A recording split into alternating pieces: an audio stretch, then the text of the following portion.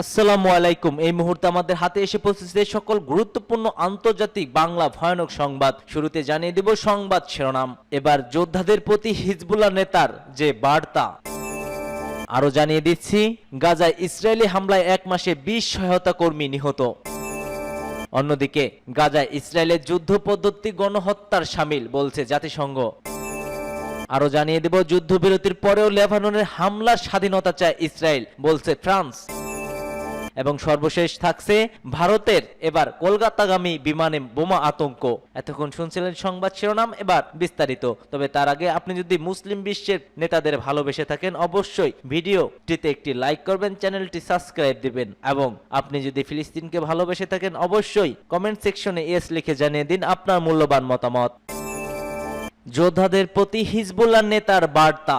লেবাননের ইসলামী প্রতিরোধ আন্দোলন হিজবুল্লাহর মহাসচিব শেখ নাইম কাশেম তার সংগঠনের যোদ্ধাদের উদ্দেশ্যে লেখা এক চিঠিতে ইসরায়েলি বিরোধী গর্বিত লড়াইয়ের জন্য ভূয়সী প্রশংসা করেছেন। হিজবুল্লাহ যোদ্ধাদের উদ্দেশ্যে লেখা চিঠিতে তিনি লিখেছেন, আপনারাই হচ্ছেন ইসরায়েলের অহংকারের ভিত্তিতে কাঁপন ধরানো গর্ব।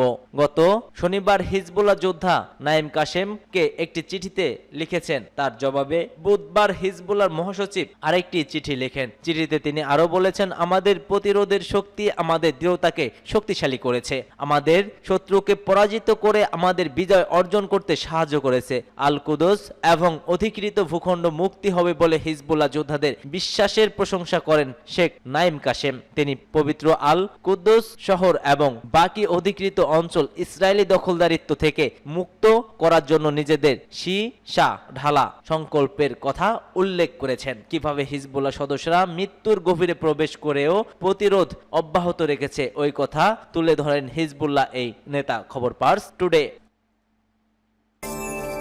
গাজায় ইসরায়েলি হামলায় 1 মাসে 20 সহায়তা কর্মী নিহত।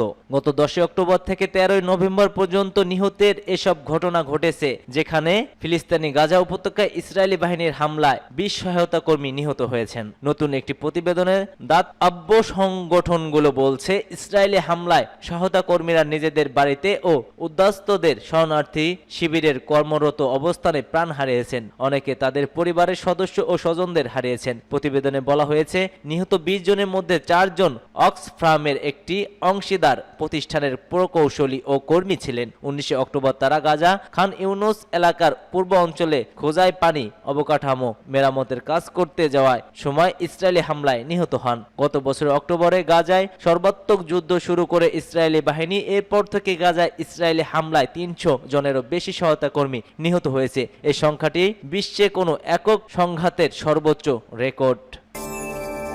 গাজায় ইসরায়েলের যুদ্ধ পদ্ধতি গণহত্যার শামিল। অবরুদ্ধ গাজায় ইসরায়েলি কর্মরত তৎপরতা এবং তদন্তে জাতিসংঘের বিশেষ কমিটি বলছে, গাজায় ইসরায়েলি যুদ্ধের পদ্ধতি গণহত্যার সঙ্গে সামঞ্জস্যপূর্ণ, যার মধ্যে ক্ষুধাকে যুদ্ধের অস্ত্র হিসেবে ব্যবহার করেছে তারা। বৃহস্পতিবার প্রকাশিত এক নতুন প্রতিবেদনে এ তথ্য জানিয়েছে তারা। এতে বলা হয়েছে, গাজায় ইসরায়েলি সেনাবাহিনী কর্তৃক বেসামরিক নাগরিকদের উপর ব্যাপক ক্ষয়ক্ষতি ও জীবন সংকট সৃষ্টির পরিস্থিতি ইচ্ছাকৃতভাবে চাপানো হয়েছে। প্রেস বিজ্ঞপ্তিতে কমিটি জানায়, যুদ্ধের শুরু থেকে ইসরায়েলি কর্মকর্তারা এমন নীতির প্রকাশ্যে সমর্থন করছেন যা ফিলিস্তিনিদের জীবিকা নির্বাহের জন্য প্রয়োজনীয় খাদ্য পানি এবং জ্বালানি থেকে বঞ্চিত করেছে। জাতিসংঘের বিশেষ কমিটি আরও জানায় যে এই বিবৃতি এবং মানবিক সাহায্যে নিয়মিত অবৈধ হস্তক্ষেপ স্পষ্ট করে যে ইসরায়েলি গাজায় জীবন রক্ষাকারী সরবরাহকে রাজনৈতিক ও সামরিক উদ্দেশ্যে ব্যবহার করা হচ্ছে। মানবিক সহায়তা সংস্থাগুলোর তথ্য অনুযায়ী গাজায় ইসরায়েলি বাহিনীর হামলায় গত মাসে কমপক্ষে 20 জন সহায়তা কর্মী নিহত হন এবং সর্বমোট 300 জন নিহত হওয়ার খবর দেন তারা। এদিকে গাজার স্বাস্থ্য মন্ত্রণালয় জানিয়েছে, 2023 সালের 7 অক্টোবর থেকে ইসরায়েলের হামলায় গাজা এ পর্যন্ত 43,000 প্লাস ফিলিস্তিনি নিহত এবং শহীদ হয়েছেন। আরও লক্ষাধিক লোক আহত হয়েছে। অন্যদিকে লেবাননে ইসরায়েলি হামলা এখন পর্যন্ত 3,365 জন নিহত এবং 14,344 জন আহত খবর দিয়েছে আল জাজিরা।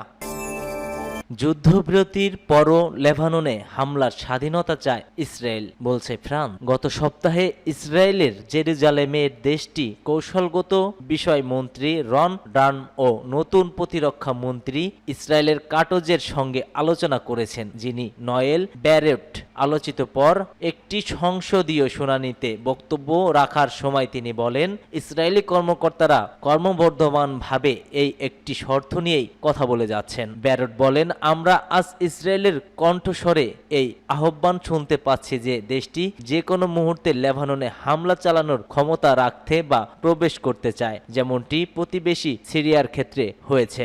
লেবাননের শাসন ব্যবস্থাকে শক্তিশালী করতে বৃহত্তর প্রচেষ্টার কথা উল্লেখ করে ব্যারট বলেন, এটি একটি শক্তিশালী দেশের সার্বভৌমত্বের সঙ্গে সামঞ্জস্যপূর্ণ নয়, বরং বেশ কয়েকজন কূটনৈতিক বলছেন এই দাবি অন্তর্ভুক্ত করে এমন যে কোনো প্রস্তাব হিজবুল্লাহ বা লেবাননকে গ্রহণ করতে বাধ্য করা একেবারে অসম্ভব। এই বক্তব্যের বিষয়ে ইসরায়েলের পক্ষ থেকে তৎক্ষণিক কোনো মন্তব্য পাওয়া যায়নি। তবে এর আগে দেশটির প্রতিরক্ষা মন্ত্রী ইসরায়েল কাটস বলেছিলেন, আমরা এমন কোনো ব্যবস্থাকে অনুমোদন দিতে দেব না যেটি যুদ্ধের লক্ষ্য অর্জনের অন্তর্ভুক্ত না হয় এবং সর্বোপরি ইসরায়েলের যে কোনো সন্ত্রাসী কার্যকলাপের বিরুদ্ধে নিজেদের প্রয়োগ করারও কাজ করার অধিকার না দেয়।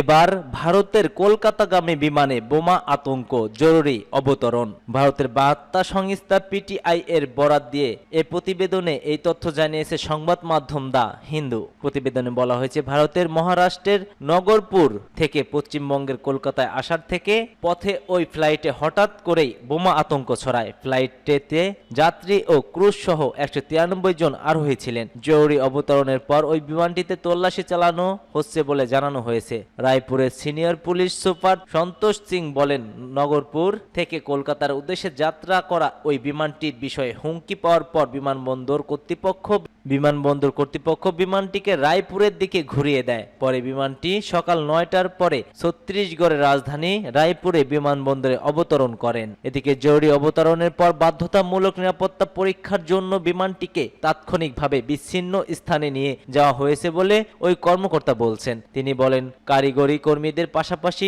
বোমা স্কোয়াডের সদস্যরাও বিমানটি পূর্ণাঙ্গভাবে পরীক্ষা করেছেন। প্রতিবেদনে আরো বলা হয়, রায়পুর বিমানবন্দরের একটি নিরাপদ জায়গা বিমানটিকে নেওয়া হয়েছে। বিমানে থাকা যাত্রীদের নামিয়ে তল্লাশি করা হয়। যদিও এখন পর্যন্ত বিমানের ভিতর থেকে কোনো বিস্ফোরক পদার্থ বা রহস্যজনক বস্তুর সন্ধান মেলেনি।